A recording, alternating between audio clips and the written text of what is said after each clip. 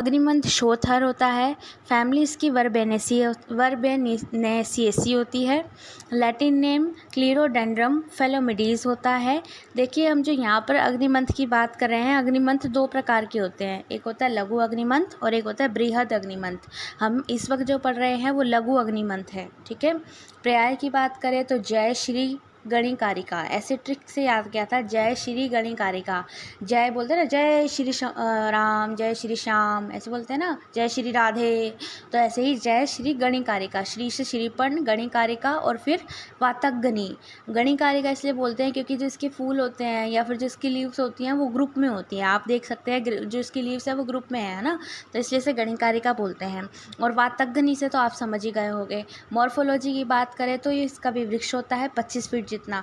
अक्सर बच्चों से पूछ लिया जाता है तो वृक्ष की लंबाई उन्हें नहीं पता होता है ना, तो याद रखना है, यहाँ जो दी हुई है। बाकी इसका प्रमुख कर्म मैंने आपको शुरू में ही बताया है। अग्निमंथ क्या होता है, शोथ को हरने वाला होता है, मतलब कहीं सूजन हो, इन्फ्लामेशन वगैरह सब कुछ हो रखा हो, उसको दूर करने वाला होता है।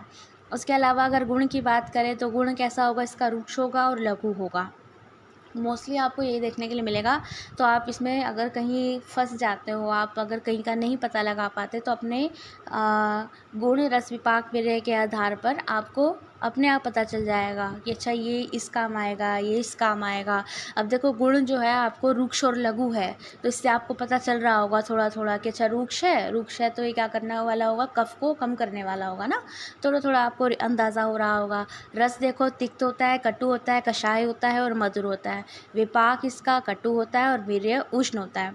रस देखो, आपका लवण नहीं आया है, और कौन सा नहीं आया है, अम्ल नहीं आया है, बाकी तो 4 आ गए। तो ऐसे याद रखना कि अग्निमंथ अ से शुरू है तो अ से अमल नहीं होगा, ठीक है। और लवण तो नहीं होता है, ठीक है, जैसे मैंने पिछला भी आपको बताया था, लवण बहुत कम जगह आता है। उसके अलावा विपाक इसका कटु होगा और वीर्य उष्ण होगा। देखो, अग्निमंथ है ना, अग्नि, नाम में ही अग्नि है, उष्ण तो होना बनता ही है, ठीक है। अच्छा, अग्निमंथ का मतलब क्या होता है, जिसको मंथन करने पर, अग्निमंथ की ना जो लकड़ी होती है ना, अगर हम उसको आपस में रगड़ें, मंथन करें तो उसमें से चिंगारी निकलेगी, है ना, तो इसलिए इसका नाम अग्निमंथ पड़ा। उसके अलावा आमिक प्रयोग मंदाग्नि, शोध, पांडु, रसायन, आमवाद, प्रमेय, पत्र, मूल, त्वक, ये सब क्या है, इसके प्रयोजांग है। इसकी पत्र यूज़ करा जाता है, इसका मूल यूज़ करा जाता है और इसकी त्वक, छाल यूज़ करी जाती है।